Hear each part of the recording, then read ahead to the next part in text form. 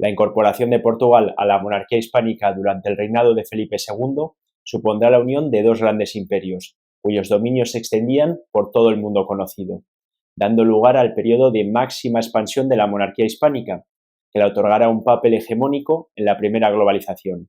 En palabras del hispanista John Eliot, hubo momentos en los que parecía que los sueños de monarquía universal planteados en los círculos imperiales en los primeros años del reinado de Carlos I podrían hacerse realidad.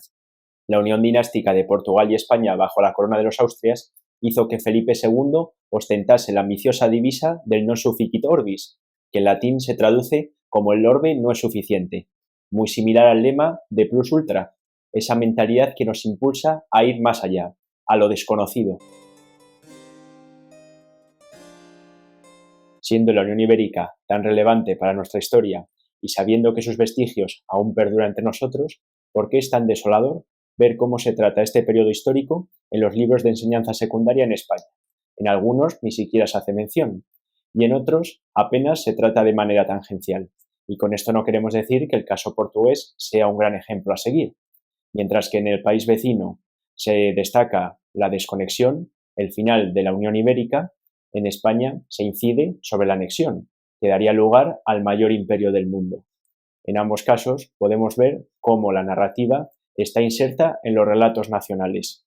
Ahora bien, en este vídeo vamos a explicar la Unión Ibérica sin caer en la narrativa antiiberista portuguesa decimonónica que perduró durante el Estado Novo o dictadura, y tampoco vamos a caer en una narrativa que sea como una leyenda rosa, que esté mostrando la Unión Ibérica como ausenta de conflictos y que todos los reinos de la monarquía hispánica vivían en perfecta armonía.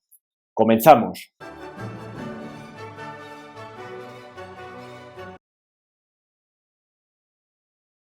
La muerte sin descendencia del rey portugués don Sebastián en la batalla de Alcázar-Quibir, seguida de la muerte de su sucesor, el rey cardenal Enrique I, aquí en el canal, a tan solo un clic, tenéis un vídeo acerca de esta batalla y yo creo que os va a gustar. Pues bien, la muerte de este joven rey ocasionó una crisis sucesoria en Portugal, que fue aprovechada por tres pretendientes, entre los que se encontraba Felipe II.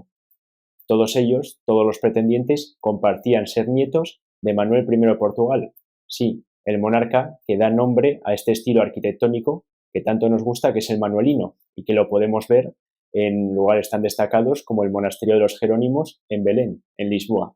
Y ahora vamos con los pretendientes. Los aspirantes al trono eran tres: doña Catalina, duquesa consorte de Braganza, don Antonio, el prior de Crato, y Felipe II, que era hijo de la emperatriz Isabel de Portugal, nieta de Isabel la Católica. El prior de Crato se proclamó rey de Portugal en 1580, a lo que reaccionó Felipe II enviando un ejército a Lisboa para derrocarlo.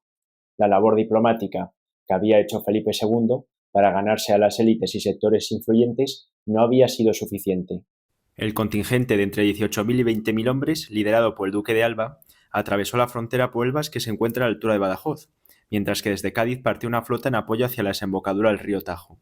Finalmente se libró la batalla de Alcántara, en la que Felipe II derrotó a los partidarios del prior de Crato en Lisboa. El hecho de que las armas la opasen al trono no le otorgaba el derecho a gobernar Portugal a su antojo, y en 1581 se reúne con las cortes portuguesas en Tomar para negociar una serie de condiciones que le convertirían en rey legítimo. Así, Felipe II de España es proclamado como Felipe I de Portugal. Si queremos saber cómo se llamaba a los Felipes en Portugal, simplemente tenemos que restarle uno. Pues bien, tras las Cortes, los acuerdos quedaron plasmados en un documento que se llamaba la Carta Patente y que en líneas generales tenía que respetar una serie de privilegios del Reino de Portugal, es decir, la autonomía de este reino, y también se mantenía la arquitectura institucional de Portugal. Y ahora vamos a ver una serie de puntos de este acuerdo, los más principales. Se preservaba el portugués, así como los foros, usos y costumbres, privilegios y libertades. Portugal conservaba su corona y territorios ultramarinos. Se mantenía la moneda y una serie de garantías jurisdiccionales. Tras la incorporación de Portugal a la monarquía hispánica, se toman una serie de medidas administrativas muy similares al resto de los reinos.